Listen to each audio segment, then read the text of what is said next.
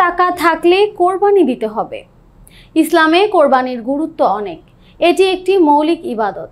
পৃথিবীর প্রথম মানব ও নবী হযরত আদম আলাইহিস সালাম থেকে শুরু করে সব যুগে কোরবানি ছিল, তবে তা আদায়ের পন্থা এক ছিল না। বিস্তারিত দেখুন বিশেষ রিপোর্টে। নবী হযরত মুহাম্মদ সাল্লাল্লাহু আলাইহি ওয়াসাল্লামের উম্মতের জন্য কোরবানি ইব্রাহিম আলাইহিস সালাম এর সুন্নত, সেখান থেকেই এটি এসেছে।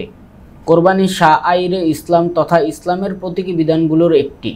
এর মাধ্যমে শাআইরে ইসলামের বহিঃপ্রকাশ ঘটেছে, পাশাপাশি গরিব, দুঃখী ও প্রতিবেশীর আপ্যায়নের ব্যবস্থা হয়। আল্লাহ ও তার রাসূলের শর্তহীন আনুগত্যের শিক্ষা রয়েছে কোরবানিতে। একই সঙ্গে আল্লাহ তাআলার জন্য ত্যাগ ও বিসর্জনের শিক্ষাও আছে এতে।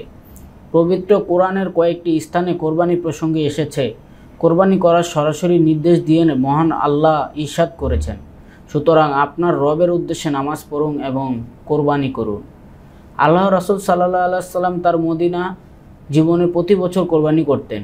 ইবনে ওমর রাদিয়াল্লাহু তাআলা আনহু থেকে বর্ণিত, রাসূল সাল্লাল্লাহু আলাইহি ওয়াসাল্লাম মদিনায় 10 বছর অবস্থান করেছিলেন। প্রতি বছর তিনি কোরবানি করেছেন।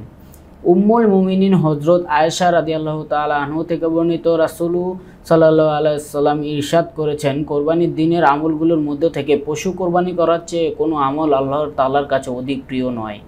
কিয়ামতের দিন এই কোরবানিকে তার শিং, পশম ও খুরসহ উপস্থিত করা হবে, আর কোরবানির রক্ত জমিনে পড়ার আগে আল্লাহ তাআলার কাছে কবুল হয়ে যায়। সুতরাং তোমরা সন্তুষ্ট চিত্তে কোরবানি করো।